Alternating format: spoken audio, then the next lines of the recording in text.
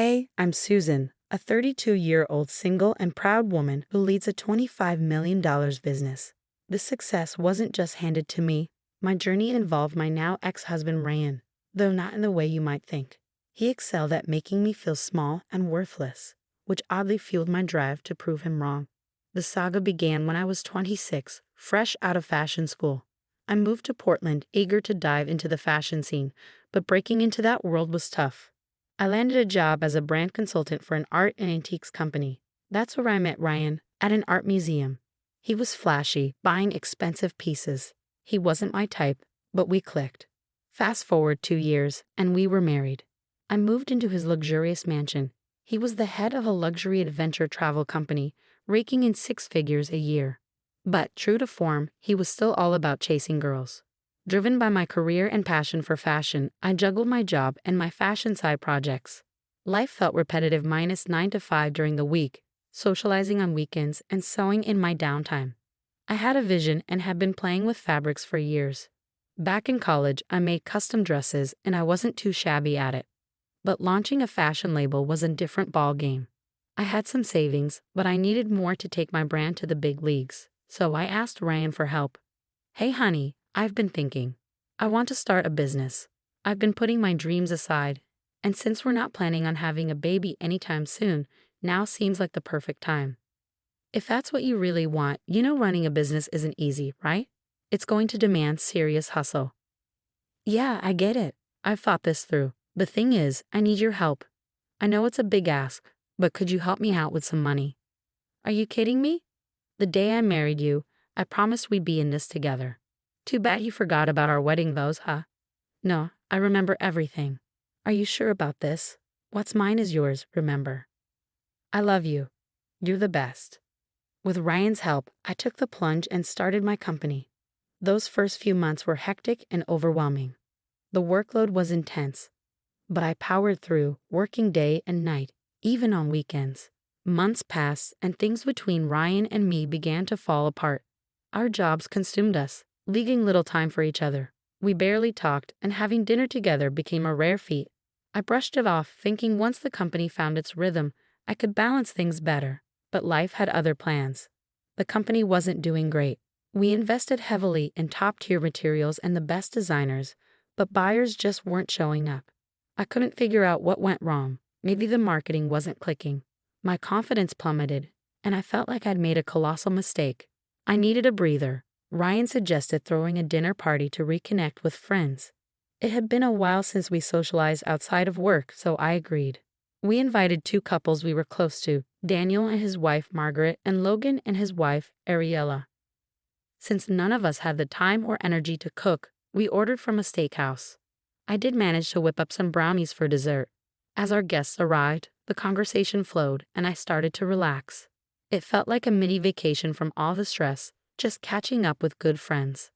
Hey, before we begin, I just want to say thanks for hosting us, Susan. You're the reason we're having this dinner, to celebrate your success. Oh, thanks, guys. I'm lucky to have friends like you. You've come a long way, Susan. Cheers to your amazing business journey.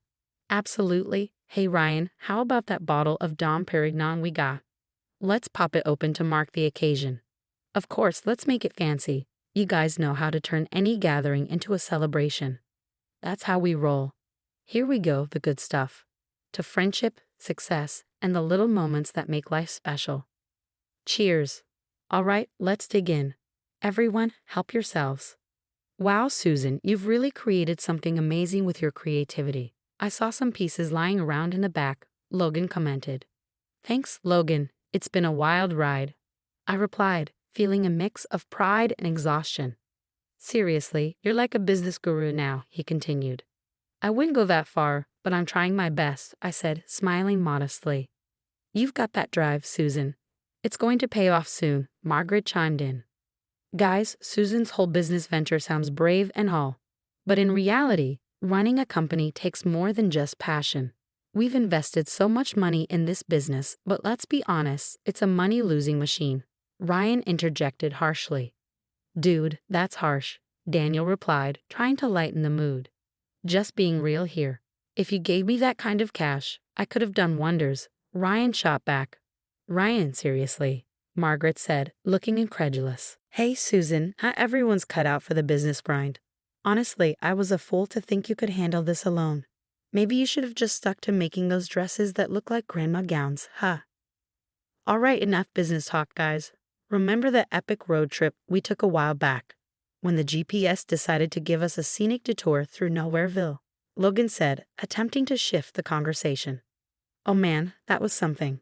I was half expecting dinosaurs to show up and turn it into an adventure flick, Daniel added, laughing. Despite the attempt to change the subject, the atmosphere had become awkward. I sat there in disbelief, wondering if Ryan seriously meant what he said. Something had been off between us for a long time, but I didn't realize it had gotten to this point. The tension between us was palpable throughout the rest of the meal. After the party wrapped up and everyone left, I quickly showered and headed to bed, determined to talk to Ryan. Hey, can we talk about what went down at dinner tonight? I asked as I climbed into bed. Susan, seriously. I'm wiped out, Ryan replied, avoiding eye contact. Is that really how you feel? You think my company is just a joke? I pressed. Babe, I had a bit too much to drink earlier. Logan egged me on to chug 3 beers while you were hanging with the ladies, he said dismissively. Ryan, this is serious. Who are we? We barely talk or connect anymore. I need some honesty here, I insisted. You want honesty? Fine. Your company's tanking big time. It's the worst investment ever. Remember that time I splurged on that crazy expensive vintage golf club? Yeah, this beats it in the dumb department. Honestly, you're not cut out for it, he said bluntly. I'm struggling to believe this. You were so supportive when I shared my business idea, I said, feeling hurt. As your husband, I couldn't exactly shoot down your dreams. Sometimes, yeah, I faked it. You can get a bit dramatic, and honestly, if I'd been completely honest, I thought you might hold it against me forever, he admitted. Wait, so you never told me that? You just put it out there now? I asked, feeling betrayed. Think about it. You did end up getting what you wanted, didn't you? When we crossed paths at the museum, you were all in work mode, setting up the show. But instead of sticking to the tasks, you managed to bag a dude like me, who's pulling in 6 figures. He continued arrogantly. So you genuinely think I married you just for the money? I asked, stunned. Let's be real for a second. You were stuck in that underpaid job until I invested in your company. You were and are nothing without me. I had other options, girls doing better than you, but I picked you. Instead of complaining, maybe show some thanks, he said coldly. You know what, Ryan? Maybe we should take a break, I said, feeling devastated and hurt. Ryan was supposed to be my biggest fan, but instead he acted like he was the one who made me. I started questioning the man I married. Taking a break seemed like the smart move to clear our heads. Ryan always had a huge ego, evident in how he talked to our family and friends, but treating me the same way was a shocker. So I packed my stuff and crashed at my sister Megan's place for a bit. She had her own spot and needed a roommate, so I just moved in. Some of my work was done at home, not just at the office we rented for the company, so I ended up hauling a ton of stuff over to Megan's place too. Throughout all this drama, Ryan didn't say a peep to me. It was like a silent standoff, or something. Setting up shop at Megan's and sorting stuff out was kind of confusing that first week, but you know what they say. Things sometimes happen for a reason. I dove deep into work, grinding day and night. No man in the picture meant I had plenty of time to hustle. Megan hooked me up with some folks who introduced me to more folks, and my network started expanding. I rethought my whole company strategy and decided to hit reset. Ryan had totally underestimated me. With the right support, a positive mindset, and encouragement, my company took off. The demand for my clothes shot through the roof. Everyone wanted my designs, and social media influencers were all about repping my brand. I was on cloud 9.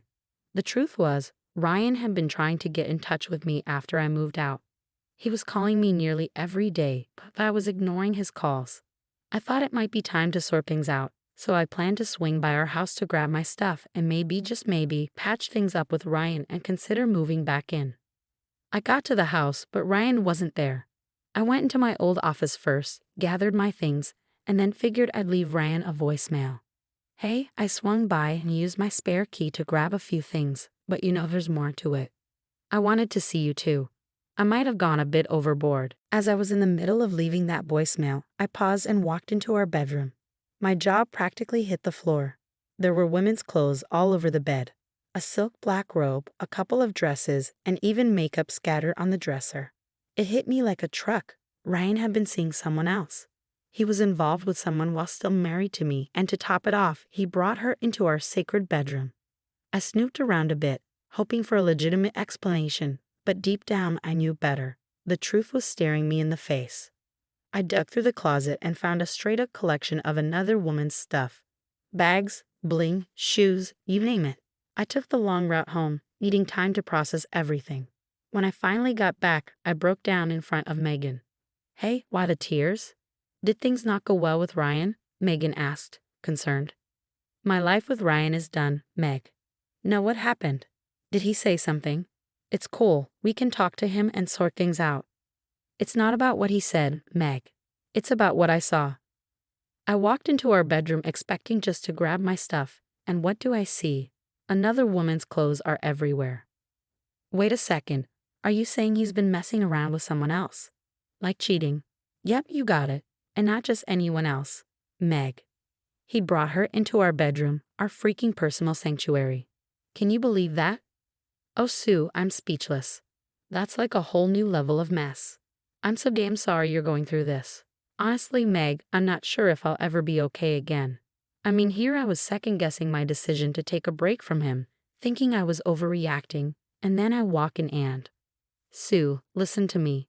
You're so strong, and you deserve way better than this. We'll get through this mess together, step by step. Look, you've got that big fashion event coming up. Promise me you'll focus on that, okay? Don't let this mess with your head. You know what, Meg? There's just one step I need to take. I'm calling my lawyer tomorrow to get that divorce ball rolling. The next time I'm facing Ryan is when I'm handing him those damn papers. I just can't find the words to say to him. The disgust is too real. Are you sure about this? I mean, maybe you're rushing into it, Megan asked, her concern evident. Nope, Meg, I'm sure. He had the nerve to diss me and act like some hero for choosing me over better girls. But cheating and fooling around with someone else? Sorry, that's a deal breaker for me. Whatever you decide, I've got your back. Your call, your life. I'm in your corner all the way. I stuck to my word and called my lawyer, putting the whole divorce process in motion. Meanwhile, I had a massive marketing event for my company coming up. Big shots and major names were going to be there, so I had to keep my head in the game. And trust me, my company was in full bloom. Not to boast, but let's just say I made some pretty lavish purchases for myself. Anyway, I made sure to invite all my friends to the event. The big day came, and famous faces, social media stars, and just regular peeps like my friends were all in the mix. I was running around, making sure everyone was having a blast. Then the security guys pulled me aside and told me there was this drunken dude at the entrance causing a ruckus. His name was Ryan. I was fuming. He must have gotten wind of this through our mutual friends. I made my way to the entrance. Seriously, Ryan, is this who you've turned into? I could ask you the same thing, he slurred. Just go, Ryan. There's no room for you here. And what about you? Look at this whole spectacle you've created. What exactly are you trying to prove? Ryan, can we just... You thought throwing a party and gathering people would magically make you important and successful. You're a screw-up. This is a screw-up. Let's not do this now, okay? We can talk tomorrow. Sure, go ahead and do what you're great at. Find another rich guy in there and bleed him dry, you vampire. I reached my limit and finally had enough. I made sure he got escorted out.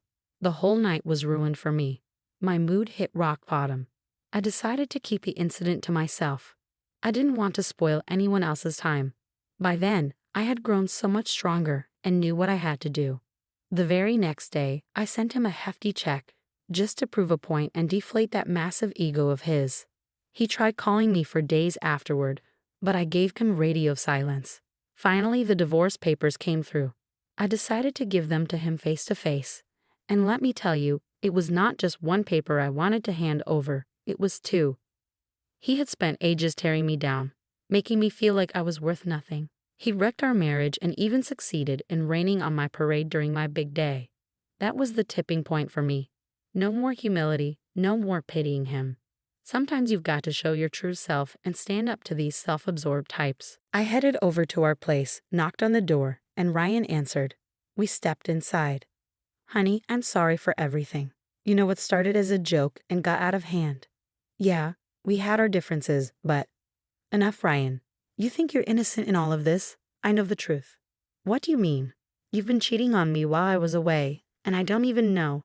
Did this happen before I moved up too? Is this why you kept saying you weren't ready for a baby?